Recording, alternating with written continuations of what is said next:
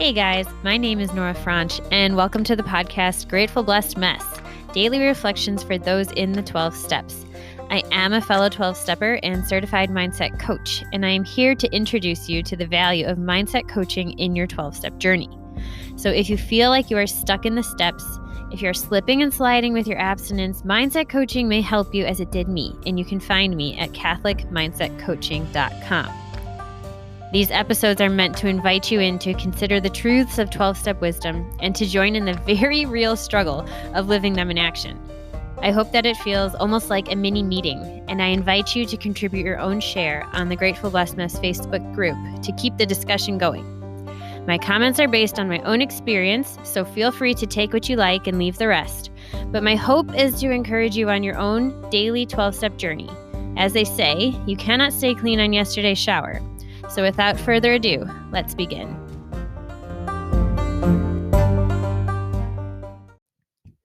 Hey guys, we're reading from Daily Reflections, the reading for November 12th, page 325. Morning Thoughts. Ask him in your morning meditation what you can do each day for the man who is still sick. Alcoholics Anonymous, page 164. For many years, I pondered over God's will for me, believing that perhaps a great destiny had been ordained for my life. After all, having been born into a specific faith, hadn't I been told early that I was chosen? It finally occurred to me as I considered the above passage that God's will for me was simply that I practice step 12 on a daily basis. Furthermore, I realized I should do this to the best of my ability. I soon learned that the practice aids me in keeping my life in the context of the day at hand. Oh, cool. Yeah. The practice keeps me in the context of the day at hand. It keeps me in today. And there is something so cool and beautiful about working with another person, especially maybe if they're struggling, where you just bring them back. You bring them back to today. And it's so much different when it's someone else who is jumping into tomorrow and jumping into forever. Like, I can't do this forever. I can't, kind of a thing. And you can see how, like, oh, that's not helpful.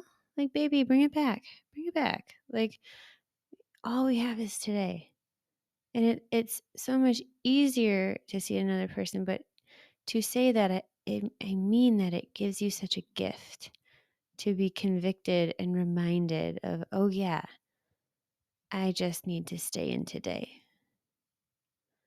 And many of you may have heard there's another slogan, another ism statement in 12 Steps where God is not in yesterday or tomorrow. He is in today. And that's why yesterday and tomorrow feel so scary and upsetting and overwhelming, because God is perpetually in the present.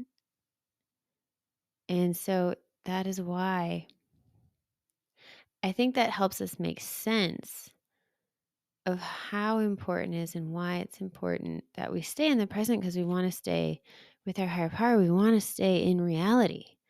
He is the great reality. That's what it says on, I don't know, page 360, maybe somewhere around, 60 in the big book, somewhere around there, around step 3. He is the great reality. He is right now. His presence, his power exists in the now. And we are spiritual beings. My sponsor likes to say that we are spiritual beings having a physical experience. And I like to be reminded of that, because we are body and soul, but our body, of the two, it is like a little bit, it's lower on the totem pole. It's lower in the hierarchy, because it's not our body that has a mind that thinks and chooses.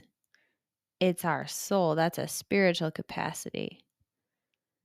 And so it is the job of the spiritual part of ourselves to take care of the physical part. And the funny thing is that it's our mind that spiritual part that ends up driving our bodies to participate in our disease, if it's not being well maintained.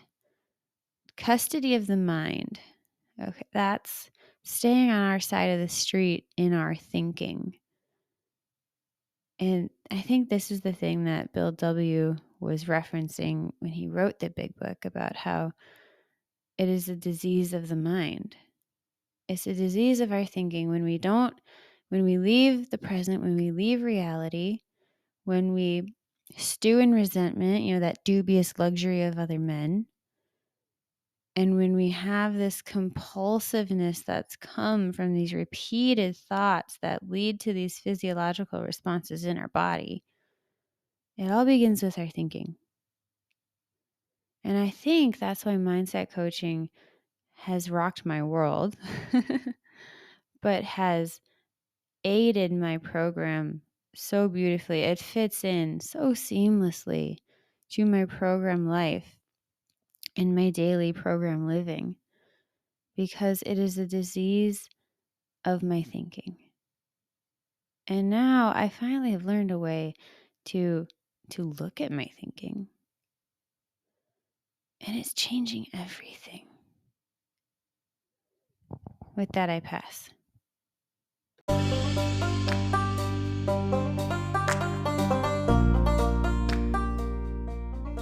Thank you so much for listening to today's episode.